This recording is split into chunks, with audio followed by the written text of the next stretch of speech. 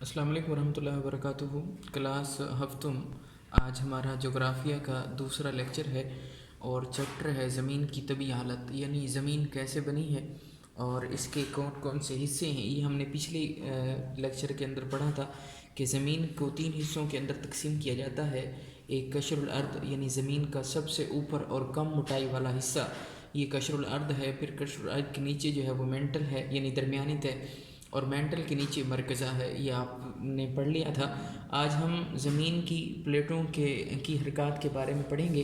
یہ ایک حقیقت ہے کہ موجودہ بر اعظم کبھی ایک تھے اور بر اعظمی حرکات کے باعث مطلب وجہ سے یہ بعد میں 7 بر اعظموں میں تقسیم ہو گئے، یعنی یہ جو 7 بر اعظم ہیں کبھی ایک بر اعظم پر مشتمل تھے، اور جب زمین کی پلیٹوں نے حرکت کی تو ان پلیٹوں کی حرکت کی وجہ سے یہ 7 حصوں میں تقسیم ہو گئے۔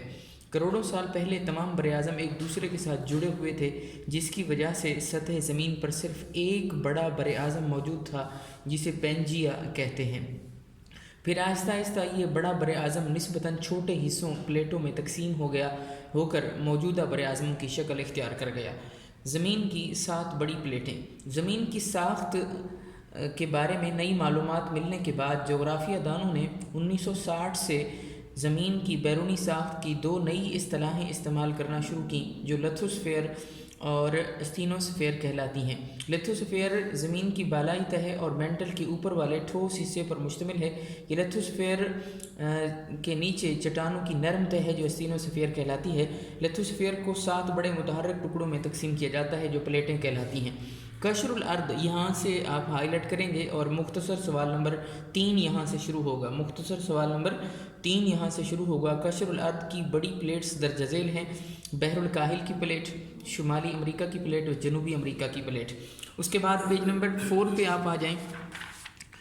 یورشین plate, African plate, Australian plate, Antarctica کی پلیٹ، یہ 7 بڑی پلیٹس ہیں۔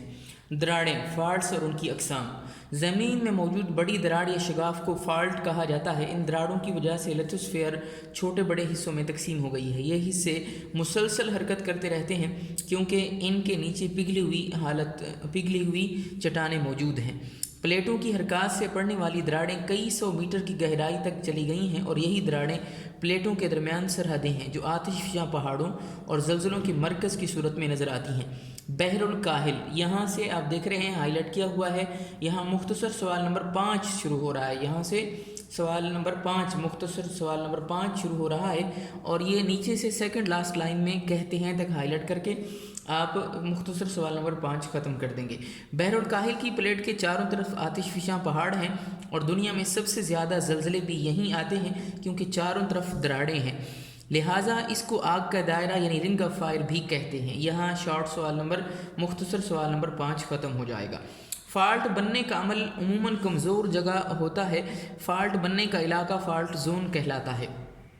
فالٹ زون، یہاں سے آپ ہائی لائٹ کریں گے، تفصیلی سوال نمبر 2 یہاں سے شروع ہوگا۔ فالٹ زون، یہاں سے تفصیلی سوال نمبر 2 شروع ہوگا۔ فالٹ زون میں موجود دراڑ کو فالٹ لائن کہا جاتا ہے۔ ذیل میں فالٹ کی اقسام کو بیان کیا گیا ہے۔ اب پیج نمبر 5 کے اوپر آ جائیں۔ Normal fault. نارمل فالٹ میں قشر الارض کے ٹکڑے مخالف سمت میں حرکت کرتے ہیں اور بالائی تہوں کے ہٹ جانے سے لاوا زمین کے کمزور حصوں سے باہر نکل آتا ہے اور آتش فشانی عمل وقوع پذیر ہوتا ہے۔ ٹرانسفارم فالٹ، جب پلیٹوں کے ٹکڑے آگے پیچھے حرکت کرتے ہیں تو آپس میں رگڑ کھاتے ہیں، اس طرح کا فالٹ ٹرانسفارم فالٹ کہلاتا ہے۔ اس فالٹ میں زمین کا کوئی حصہ اوپر یا نیچے حرکت نہیں کرتا۔ ریورس فالٹ اس وقت بنتا ہے جب پلیٹیں ایک دوسرے کی طرف حرکت کرتی ہیں، اس طرح درمیان میں دباؤ کی وجہ سے زلزلے آتے ہیں اور آتش فشانی عمل وقوع پذیر ہوتا ہے۔